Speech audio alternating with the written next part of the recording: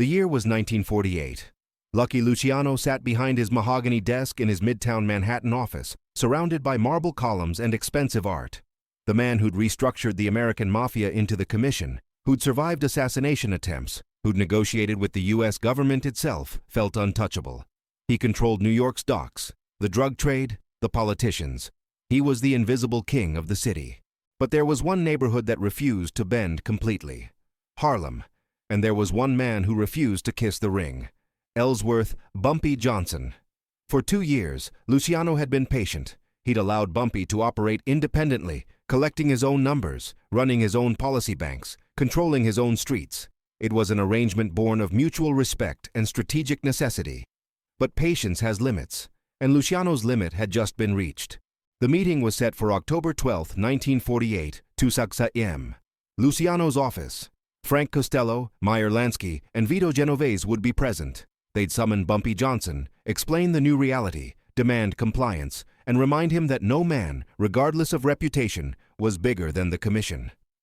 At 1:45 p.m., Luciano's secretary buzzed. "Mr. Luciano, there's a problem." "What problem?" "Mr. Johnson is here, 15 minutes early, and sir, he's not alone." Luciano frowned. "How many men?" "None, sir, he's alone, but he's carrying a briefcase, and he's asked that you clear the room. He wants to speak with you privately." The 4 mobsters exchanged glances. The audacity was remarkable. Bumpy Johnson, summoned to explain himself, arrives early and makes demands. "Send him in," Luciano said. "Alone." Costello stood. "Charlie, we should all hear this."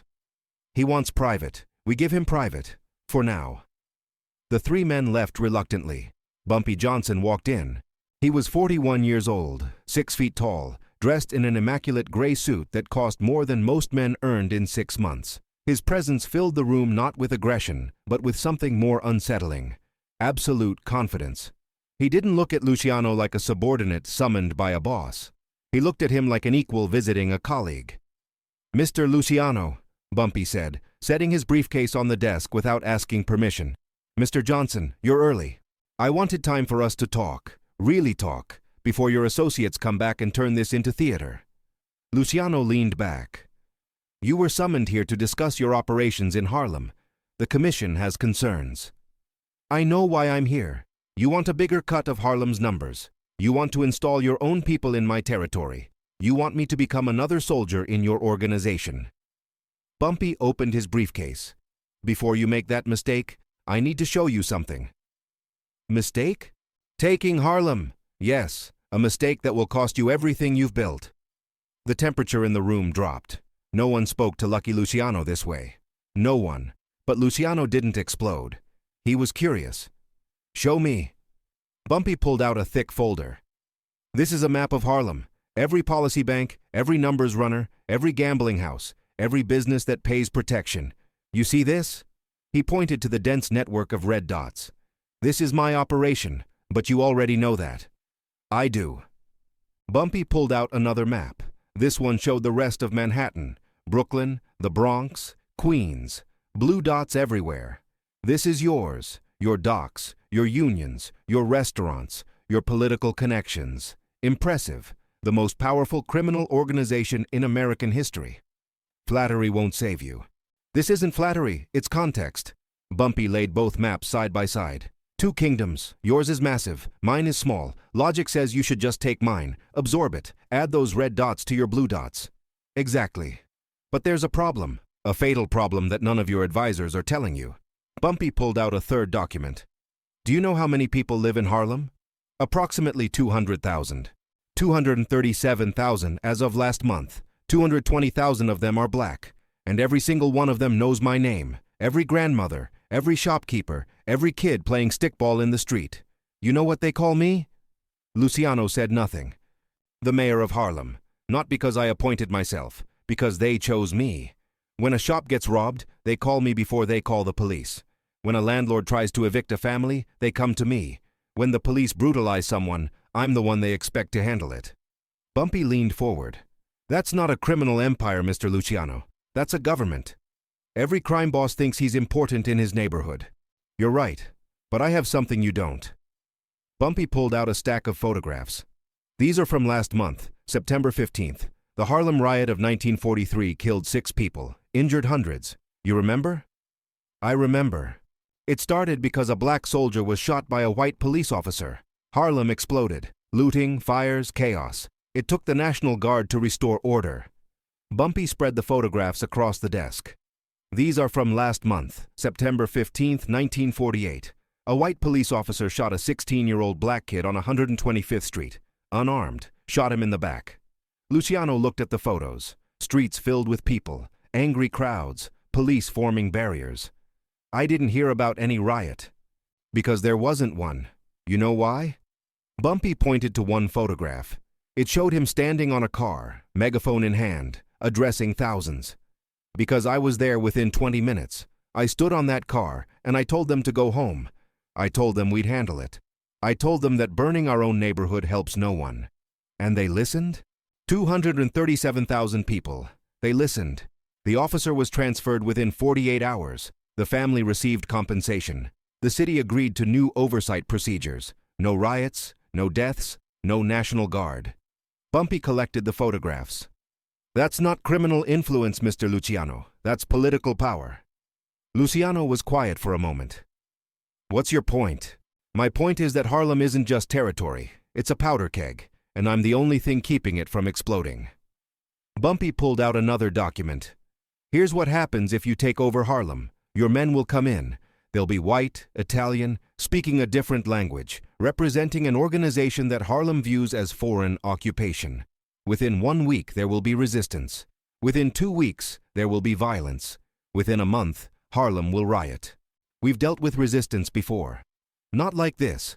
When your organization faces resistance, you use violence. You send enforcers. You make examples. That works in neighborhoods where people are afraid of you.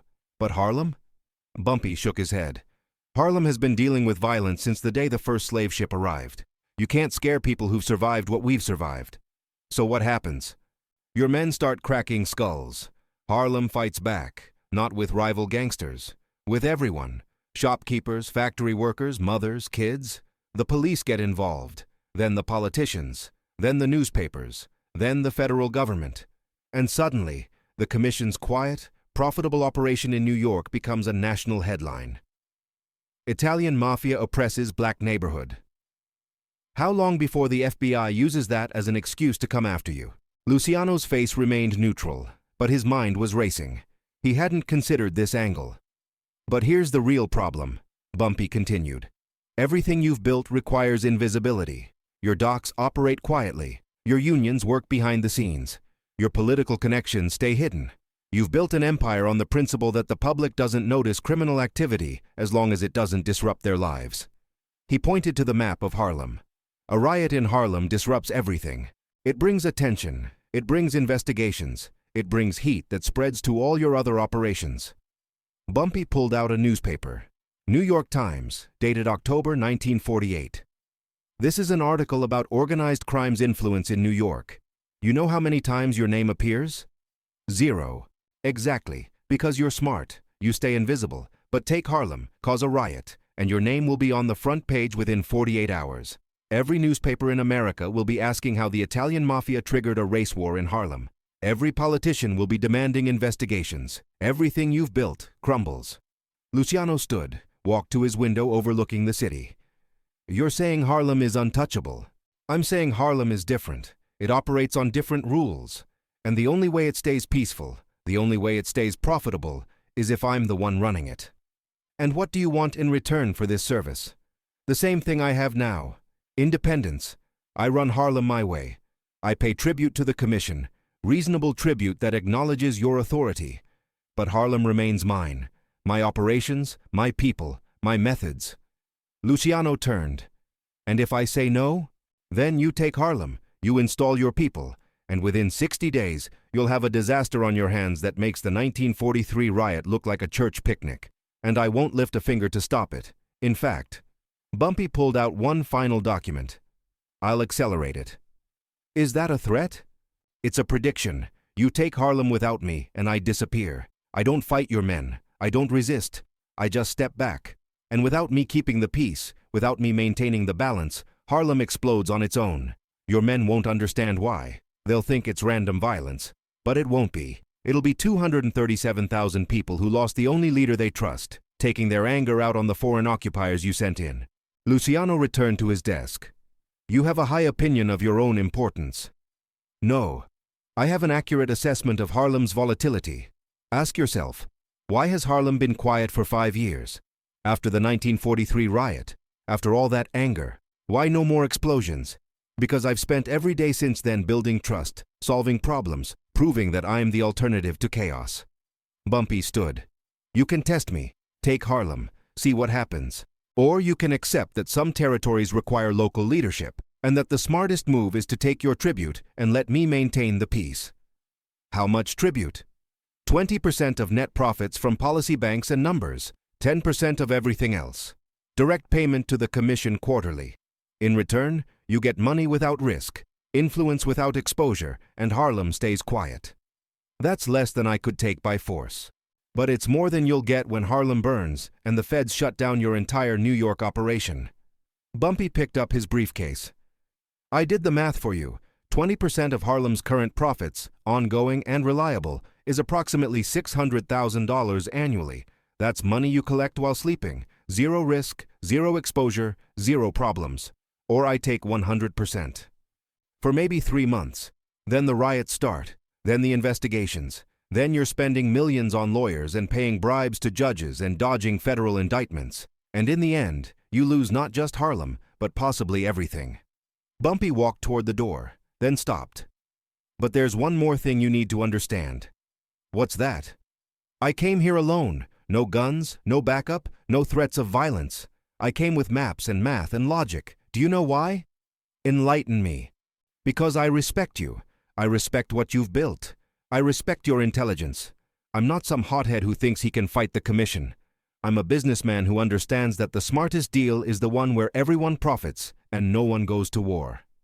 Bumpy opened the door. But make no mistake, if you choose war, you won't be fighting one man.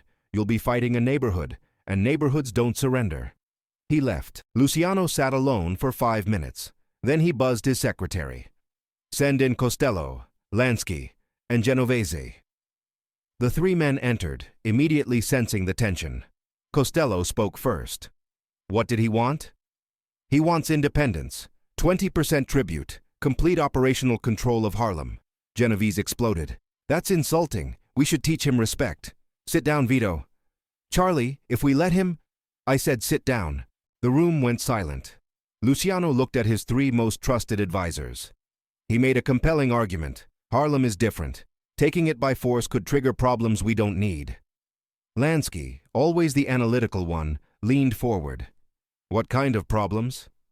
Riots, federal attention, national headlines about the mafia oppressing black neighborhoods. Luciano tossed Bumpy's folder across the desk. Read it. Lansky spent 5 minutes reviewing the documents. His face remained neutral, but his mind was working. Finally, he looked up. He's right. What? Genovese stood again. Meyer, you can't seriously... Sit down and think for once in your life, Vito. Johnson isn't just some numbers runner. He's a political figure. Taking Harlem from him doesn't just mean fighting criminals. It means fighting an entire community. And if that community riots, every newspaper in America will blame us. Every politician will use us as a scapegoat. Hoover will have the excuse he's been waiting for to crush us. Costello nodded slowly. The kid's smart. He didn't threaten us with violence. He threatened us with attention, with exposure. That's the one thing we can't afford. So we just let him keep Harlem? Genovese's voice was incredulous. We take 20% of $3 million annually, Lansky said, doing the math. That's $600,000 for doing nothing. No risk, no investment, no problems. That's the smartest money we'll ever make. Luciano made his decision. We accept his terms. 20% tribute, paid quarterly. He keeps operational control. But, he looked at Costello. Make sure he understands that this arrangement continues only as long as Harlem stays quiet. The moment there's a problem, the moment we get heat because of his territory, the deal is over. Understood. Genovese shook his head. This is a mistake. We look weak. No, Luciano said quietly. We look smart. Johnson came in here and explained why taking Harlem would cost us more than leaving it alone. He showed us the math. He showed us the risks. and he offered us a deal that profits everyone. That's not weakness. That's exactly how the commission is supposed to work. 3 days later, Bumpy Johnson received a message. Terms accepted. Payments begin November 1st. Congratulations on your independence. Bumpy read the message, then burned it. He'd walked into the lion's den, faced the most powerful crime boss in America, and walked out with everything he wanted. No violence, no war, no blood. Just intelligence, preparation, and the understanding that real power isn't about who can hit harder. It's about who can think smarter. That night, Bumpy sat in his Harlem office with Illinois Gordon. How'd it go, boss? We keep Harlem. They agreed? They understood. There's a difference. What's the difference? Bumpy looked out at the Harlem streets, at his neighborhood, at the people who depended on him. Agreement is when two sides compromise. Understanding is when one side realizes they have no choice. Luciano understands now that taking Harlem would cost him everything he's built, so he chose the smart play. He could have tried anyway. He could have. But lucky Luciano didn't become the boss of all bosses by making stupid decisions. I gave him an exit ramp. I showed him how keeping me in power actually benefits him. I made it easy for him to say yes. Illinois grinned. You made him feel small without ever saying it. Not small, smart. There's a difference. A small man needs to prove he's big. A smart man knows when to take the win that's offered. Bumpy stood. Luciano could have crushed me with pure force. But I changed the equation. I made it so the cost of crushing me was higher than the cost of leaving me alone. That's not about being tough. That's about being smart. And the 20%? Worth every penny. I get to run Harlem my way. Answer to no one except quarterly tribute, and I never have to worry about the commission trying to install their people in my territory. That's not losing. That's winning. For the next 20 years, Bumpy Johnson paid his quarterly tribute without fail. And for 20 years, Lucky Luciano never tried to take Harlem. The arrangement worked perfectly. Harlem stayed peaceful, the commission made money, and everyone understood the lesson that October meeting taught. Power isn't about who can threaten the most violence. Power is about who controls the narrative, who understands the consequences, who can walk into a room outnumbered and outgunned and walk out with everything they came for. In 1962, a young reporter asked Luciano about Bumpy Johnson. Mr. Luciano, rumors suggest that Bumpy Johnson is the only crime boss in New York who operates independently of the commission. Is that true? Luciano, now retired in Italy, smiled. Bumpy Johnson doesn't work for the commission. He works with the commission. There's a difference. Why allow that independence? Because some territories require local leadership. Harlem isn't Little Italy or the docks or the unions. Harlem operates on different rules. And the smartest business decision I ever made was recognizing that and taking tribute instead of trying to install someone who'd cause problems. So he won? We both won. That's what makes it a smart deal. He kept his territory. We made money without risk. Nobody went to war. Nobody got arrested. Nobody made headlines. In our business, that's not just a win. That's a masterpiece. The reporter pressed. But doesn't that make you look weak? That you couldn't take Harlem? Luciano's smile faded. A weak man needs to conquer everything to prove he's strong. A powerful man recognizes when the smartest move is to accept an arrangement that benefits everyone.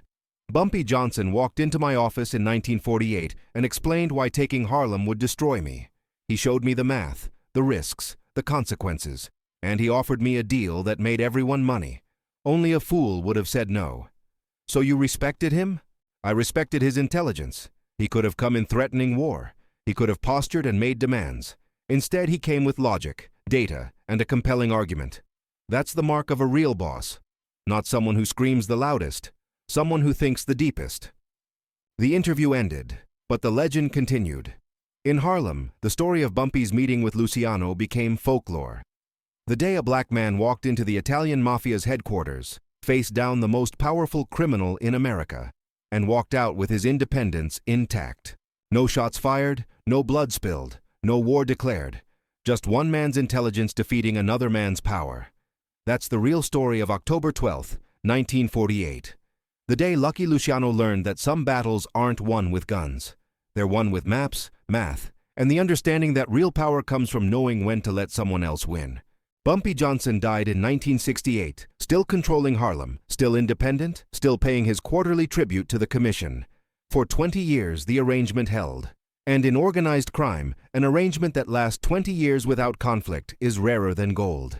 If this story made you rethink what power really means, hit that subscribe button. We're not glorifying crime. We're telling the truth about intelligence, about negotiation, about how real bosses operate when violence isn't the answer. Drop a comment. Was Bumpy's approach genius or risky? Could it work today? Turn on notifications. We're bringing you the untold stories of when mind defeated muscle, when one conversation changed everything, when walking into the lion's den unarmed was the bravest and smartest play possible. Remember, October 12th, 1948. The day Bumpy Johnson made Lucky Luciano feel small without ever raising his voice.